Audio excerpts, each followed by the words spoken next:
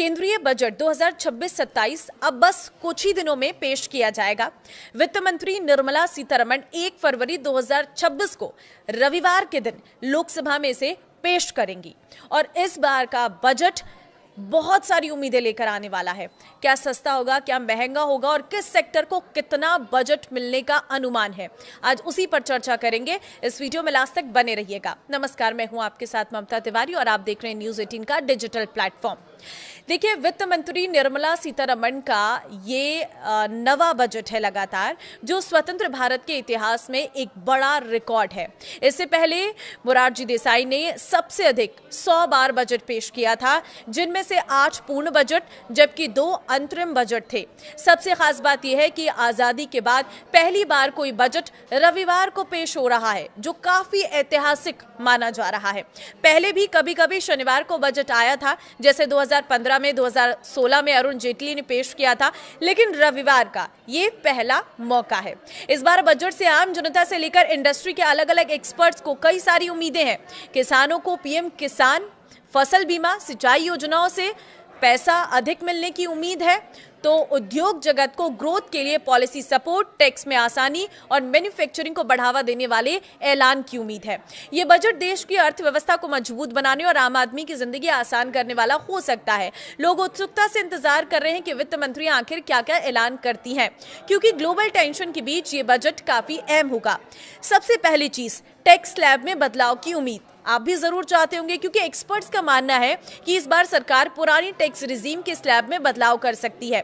अभी तक old regime में टैक्स जो स्ट्रक्चर है जस का तस बना हुआ है, जबकि नई रिजीम को लगातार अट्रैक्टिव बनाया गया है। कंजप्शन बढ़ाने के मकसद से सरकार मिडिल इनकम ग्रुप को राहत देने पर फोकस कर सकती है। दूसरी चीज है, टीडीएस रेट्स कम होंगे, क्योंकि ये सवाल उठ रहा है। वर्तमान में अलग अलग ट्रांजैक्शंस पर कई टीडीएस रेट्स लागू हैं, जिससे टैक्स पेयर्स में कंफ्यूजन रहता है। बजट 2026 में सरकार टीडीएस रेट्स को सरल बनाते हुए इन्हें 2-3 स्लैब तक सीमित कर सकती है, जिससे जो कंफ्यूजन है वो बिल्कुल भी क्रिएट नहीं होगा और ये बहुत आसान हो जाएगा।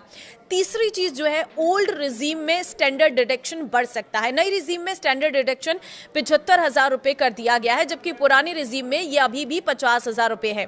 बढ़ती महंगाई को देखते हुए सरकार ओल्ड रिजीम में भी स्टैंडर्ड डिडक्शन बढ़ाने का ऐलान कर सकती है। चौथी चीज है, पति पत्नी के लिए जॉइंट टैक्सेशन। ICAI की सिफारिश पर सरकार पति पत्नी के लिए जॉइंट टैक्सेशन सिस्टम लाने पर विचार कर सकती है। इससे परिवार की कुल टैक्स लायबिलिटी कम होगी और टैक्स सिस्टम संतुलित बन सकता है। देखिए, पांचवी चीज है, LTCG टैक्स फ्री लिमिट में बढ़ोतरी। शेयर बाजार और म्यूचुअल फंड निवेशकों के लिए राहत की खबर आ सकती है। सरकार लॉन्ग टर्म कैपिटल गेन्स की टैक्स फ्री लिमिट को 1.25 लाख रुपए से बढ़ाकर 1.5 लाख रुपए कर सकती है। देखिए, बढ़ती महंगाई के बीच आम आदमी के लिए सबसे भारी बोझ घर और इलाज से जुड़ा खर्च माना जाता है। ऐसे में टैक्स पेयर्स उम्मीद कर रहे हैं कि टैक्स स्लैब में बदलाव के साथ साथ सरकार रोजमर्रा के जरूरी खर्चों पर छूट देकर उन्हें राहत दे। मौजूदा समय में होम लोन के जो ब्याज है उस पर 2 लाख रुपए तक की जो छूट मिलती है, ये प्रॉपर्टी की बढ़ती कीमतों के मुकाबले काफी कम मानी जा रही है। दूसरी चीज है कि बजट 2026 से मिडिल क्लास रोजगार से जुड़ी कई उम्मीदें लगाए बैठा है। उन्हें उम्मीद है कि सरकार बजट 2026 में रोजगार और स्किलिंग को प्राथमिकता देगी, जिससे नए रोजगार का सृजन होगा और मिडिल क्लास को इससे फायदा मिलेगा। रोजगार बढ़ने से घर में आमदनी बढ़ेगी। साथ ही अगर सरकार MSME लोन में युवाओं पर ध्यान देती है तो स्वरोजगार के कई नए रास्ते खुल सकते हैं। वरिष्ठ नागरिकों के लिए नई टैक्स स्कीम उतनी आकर्षक नहीं है। बुजुर्गों को स्वास्थ्य और इंश्योरेंस खर्चों पर राहत की जरूरत होती है। ऐसे में उन्हें मेडिकल खर्चों में सरकार की ओर से बड़ी राहत मिल सकती है। अगर ऐसा होता है तो बुजुर्गों को काफी फायदा होगा।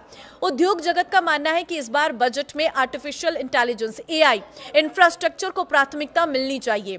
हैप्पीएस्ट माइंड्स के CEO के अनुसार भारत को केवल AI का उपभोक्ता नहीं बल्कि ग्लोबल लीडर बनने की दिशा में आगे बढ़ना चाहिए। इसके लिए स्वदेशी हार्डवेयर, डेटा सेंटर, स्टार्टअप्स को सपोर्ट, टैक्स इंसेंटिव्स और इसके साथ ही स्किलिंग प्रोग्राम की जरूरत है। बाजारों को भी बजट से उम्मीद है, क्योंकि निवेशकों को इनकम टैक्स में राहत करीब 11.512 लाख करोड़ के टैक्स खर्च और फिजिकल डेफिसिट को 4.4% के आसपास रखने की उम्मीद है। कुल मिलाकर बजट 2026 से यह अपेक्षा की जा रही है कि वो ग्रोथ, रोजगार और इनोवेशन तीनों को नई गति देगा।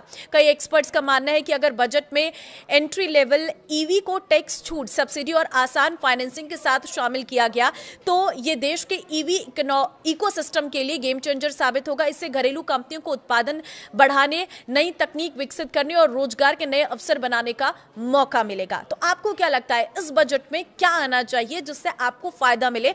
कमेंट में जरूर बताना, और अगर आप मेरी इस वीडियो से सहमत है तो इसे शेयर जरूर करना। नमस्कार।